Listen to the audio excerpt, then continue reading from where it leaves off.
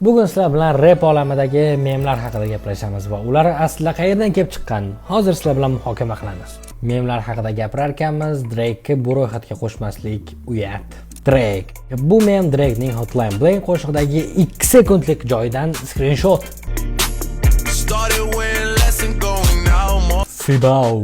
Bu memdagi qoravoy Lazerdim 700 ismli rapper. O'zi o'tgan yil mashhur bo'lishni boshlaganda, bu mem chiqqandan keyin yana ham mashhur bo'lib ketdi.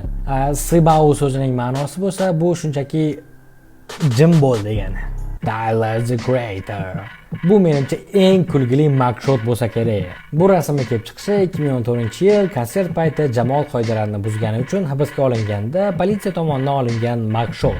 Mugshot so'zining ma'nosi bu politsiya tomonidan jinoyatchilarni ushlaganda rasmga oladi-yu, kinolarda ko'rgansizlar. O'sha mugshot deyiladi. Travis Scott'ning bu kulgili rasmini menimcha ko'rgansiz. Bu kulgili rasm kichik intervyuchadan screenshot qilib olingan. Eng qizig'i u yerda Travis Scott maksimum aura ishlashga harakat qilayotgandi.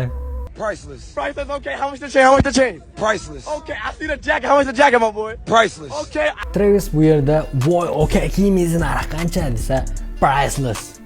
Soatingiz narxi qancha? Priceless. Krossovkangiz narxi qancha? Priceless. Priceless so'z nima degani? Bu bebaho degani. Travis tako shunaqa flexit qilmoqchi bo'lgan, memdan boshqa narsa bo'lmadi. Siz yana qaysi memlarni kelib chiqishini bilmoqchisiz? Kommentariyada yozib qoldiring, ili gifini tashlang.